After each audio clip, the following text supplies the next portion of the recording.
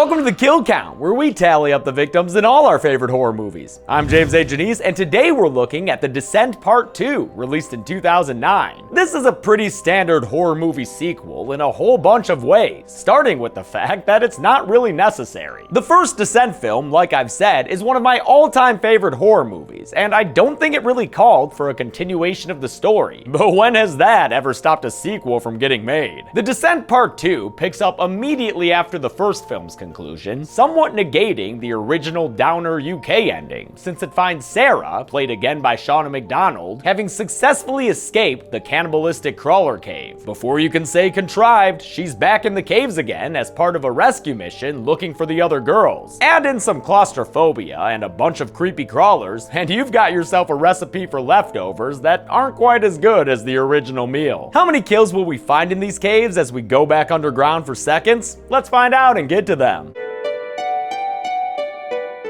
The movie begins, once again, in the Appalachian Mountains, USA. Same place as before, featuring the same sweeping score.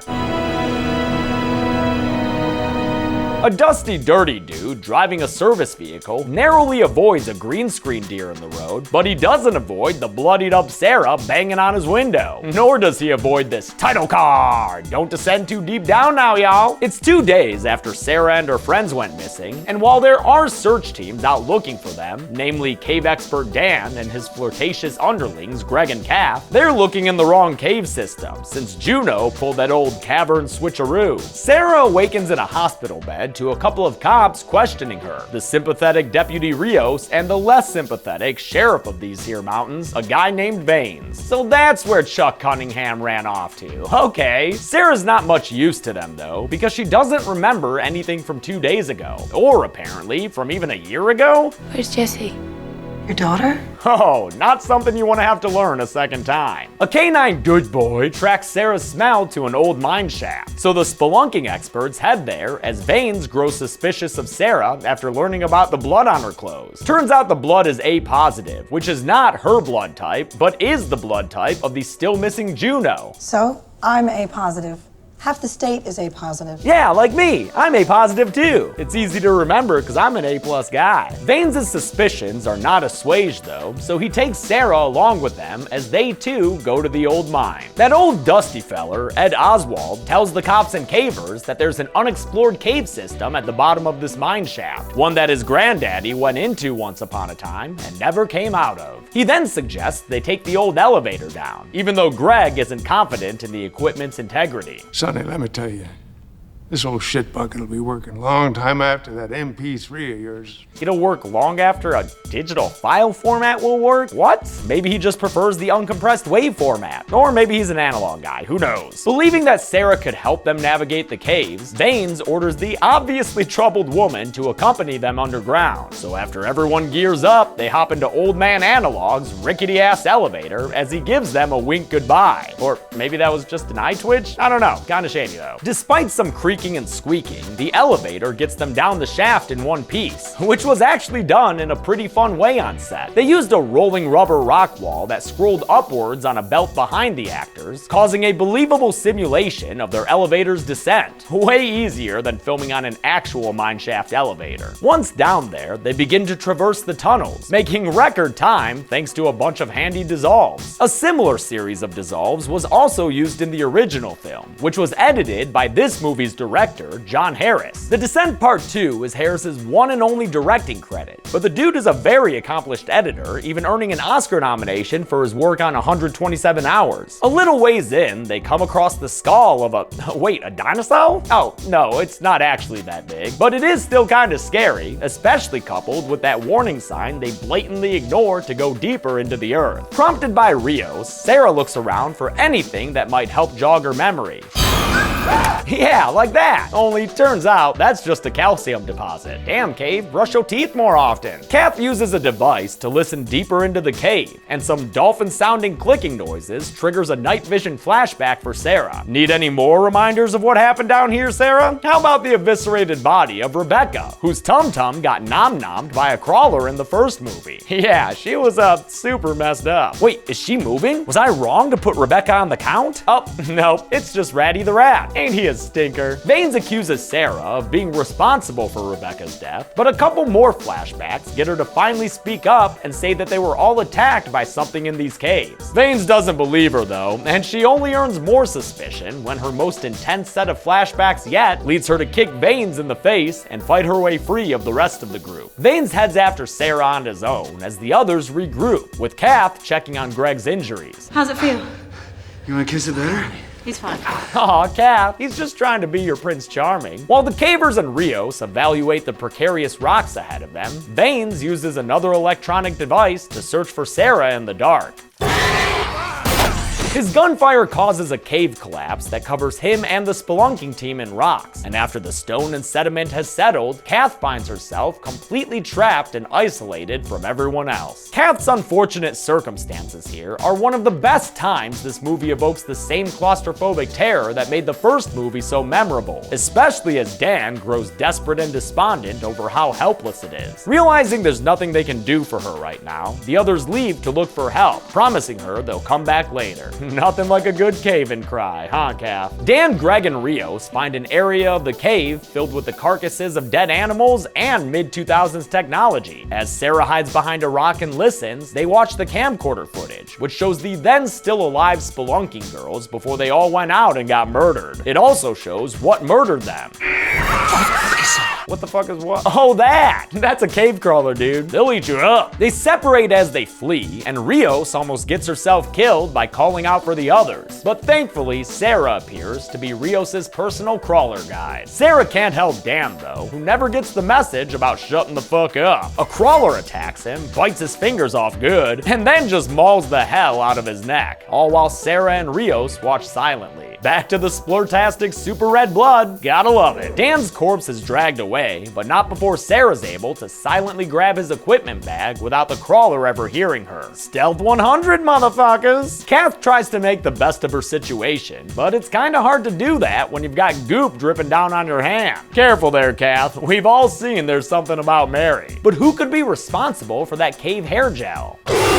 Of fucking course. Kath takes off her caving gear so she can squeeze her way to safety, and to make sure she won't be followed by this blind bastard, she kicks out a rock to crush his head. Oh man, it reminds me of the hydraulic press channel. I guess a crawler's head will crush. Kath ends up finding Greg, and because the buddy system is always the way to go, they become cave partners. Meanwhile, Sarah catches up her cave partner with creepy crawler factoids, like how they can't see, but they can hear real good. Aw, but hey, doesn't Sheriff Vanes get a cave partner? Sure he does. Dan's corpse. Have fun, you two. Continuing our tour of Descent 1's victims, Kath and Greg find Sam's body hanging right where the crawlers left it. With the sound of screeching monsters behind them, they decide that the best course of action is to use that body to get across. Not an awful plan, as long as you're fine with old dead body blood getting in your mouth. Be sure not to swallow. During the bloody swing around, a male crawler attacks Greg and a female one hops onto Kath. Greg gets his neck bitten out, but not to be outdone by this subterranean summabitch, he takes out a power drill and puts down his attacker with it, drilling deep into his head like some kind of murderous Tim the Toolman Taylor. Nothing like a good drill kill. Greg then elects to save his crushed Kath by recklessly jumping onto the female crawler and falling down the chasm with her. And although we'll see later that Greg survived this fall, spoiler alert, we'll see no such indication for the female crawler, so she goes on the list. Finally free to swing in peace, Kath gets across the chasm and has to face the fact that she's lost her cave partner down a hole. But don't worry, Kath, you won't be lonely for long, cause here's a new friend. Oh, turns out he's not very friendly, is he? But he is pretty damn good at shadow puppets. With the extraneous characters killed off, Sarah and Rios continue onward and swim through a flooded tight tunnel. This is another nice variation on the Descent's claustrophobic terror. I mean, Rios be looking like she's on Fear Factor right now. Rios begins to feel a little hopeless, so she takes a breather and films a goodbye video for her daughter to find. Ooh, look at who's got a kid who's still alive. Way to rub it in, Rios. The poignancy of the situation actually reinvigorates Sarah. Everything you just said, you tell it to her face. We're not dead yet. and the cave partners carry on. Sheriff Vanes is flying solo at this point, or cave-in solo, I guess, and he ain't interested in any crawlers as cave partners, partner. He's nearly killed by the seeker creature until a climbing pig up and pops out of its mouth. Another stab to the head puts down the first crawler for good, and a second is also quickly dispatched of by Vanes' newest cave partner, one who's finally not a corpse or a crawler. It's the numero uno crawler killer, Juno. Sarah and Rios crawl through a tight tunnel and are forced by a crawler to drop down into another cave pool. After a cave cannonball, the crawler comes close to killing Sarah before Rios comes to the rescue with a hairpin of some sort, which she uses to stab the creature in the neck with. Wow, so much blood getting into mouths in this movie. I hope whatever they used for the fake blood was tasty. And good work, Rios. You never forget your first crawler kill. Too bad they can't really celebrate this victory, since it turns out the water they're standing in is less of a swimming pool and more of a cesspool. The giant cave toilet bowl for these nasty little fuckers to poop in. This gross septage tank, which reminds me of Tandy's swimming pool in Last Man on Earth, was filled with gelatin and all sorts of gross stuff, and actors Shauna McDonald and Kristen Cummings had to spend 3 days shooting in this so-called shit pit. It was kind of funny for about an hour. Now, Juno may not be covered in poop, but she's still looking a little feral by this point. Still, she picks right back up on her cave guide duties as she leads Vanes past potential death all around them. And in case you forgot why Juno was left behind when Sarah managed to break free, we get a lengthy reminder during a recap combo between Rios and Sarah. So I hurt her so I could get away. Yeah, that's gonna make this reunion pretty awkward, huh? Juno very nearly kills Sarah before Rios tells her to stop, fibbing that Sarah brought them back down here to rescue Juno voluntarily. With a tense peace established, Juno says she can lead them out of the cave now that she's not all alone in the dark. And, you know, as long as nobody else puts another pick through her leg. Sarah tries to go her own way, but Vanes handcuffs her to him, so she's forced to join the cops as they follow her limping ex-friend. Vanes refuses to uncuff her as they cross a rickety rock bridge, and that proves to be a problem when it gives out underneath him, threatening to pull both of them down the chasm. Juno, help me, please, Juno. Whoa, pretty rich to say that after the shit you pulled back in the original, Sarah. They try to pull Vanes up over the edge, but with crawlers creeping up on him, they realize there's no other choice than to cut Sarah free from him by severing his arm at the wrist. And in case you were wondering, it is not all that easy to amputate a limb with a frickin' pick. Probably the worst tool you could choose for the job, really. Rios finally picks through all of Vanes' wrist, and he falls into the chasm alongside 2 cave crawlers, giving us 3 more victims to add to the count. Juno leads the ladies to the cave exit, but it's blocked by a bunch of blind bastards. Maybe they won't notice them though, since they're busy stuffing their faces. At first, the women are able to narrowly sneak by, but that ends when a still living Greg grabs Juno's arm and causes her to scream. And then he dies. Wow, way to die a narc, Greg. There's another giant rumble in the tunnel, during which Sarah and Rios manage to kill their sparring partners with the handcuffs and a rock, respectively. They go at it with some passion, man, and Sarah even kicks a crawler's head apart at the end. Damn. Juno's having trouble with her extra-sized crawler, though, so Rios says that she and Sarah should just get the heck out of there. Not willing to leave Juno behind for a second time, Sarah instead turns back and uses her handcuff to drag the crawler away from Juno. The crawler still manages to tear open Juno's stomach, though, spelling inevitable death for the surprise survivor. But before she goes out, Juno helps Sarah kill the creature by ripping out its neck with her teeth, giving it a taste of its own medicine. Oh, and then Sarah stabs it too. Teamwork. Unfortunately, Juno then dies in Sarah's arms right afterward, leaving Sarah pretty somber thanks to their last-minute reconciliation. Just try to focus on how she slept with your late husband, Sarah. It might make this whole thing a lot easier for you. Rios goes to leave, only to get stopped by a bunch of crawlers in her way, so Sarah decides to pull a real John Krasinski for the sake of Rios' survival. We watch the crawlers swarm her, and although we don't see her killed, and Juno survives some similar circumstances in the original, since there's no additional sequel to show that she survived, I'm gonna count Sarah as dead here. Rios makes her getaway in shots that are pretty much an exact fucking copy of the ones from the original. This callback is just a bit too carbon copy for my liking. Feels less like a nod and more like just a lazy lift. In any case, she escapes above ground and runs through the forest to freedom. But when she goes to call someone for an evac, she gets surprised by a shovel to the face, courtesy of that weird Ed Oswald dude. What the heck, guy? He drags her to a hole and leaves her there, content to end this movie with a sacrifice and a jump scare. How many people and or crawlers got killed when they weren't too busy pooping in pools? Let's find out and get to the numbers. Oh, going underground.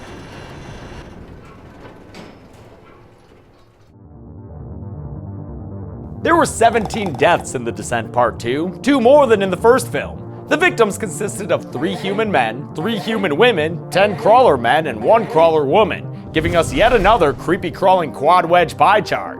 With a runtime of 94 minutes, that left us with a kill on average every 5.53 minutes. I'll give the golden chainsaw for coolest kill to the first crawler death in the movie, the one Kath kills with a skull crush. Man, it's like a watermelon that's had too many rubber bands placed around it. Dull machete for lamest kill will go to the crawlers who fell down the chasm with Sheriff Vanes. He's not included because of the whole arm thing, but those crawlers just fell into darkness. Boring. And that's it. The Descent Part 2 came out in 2009, and while it's nothing special, it wasn't quite as bad as I thought it would be based on its reputation. It's just kinda, whatever. Friday's our first kill count of October this year, which means it's time to satisfy our sweet tooth and visit the Candyman. But until then, I'm James A. Janice.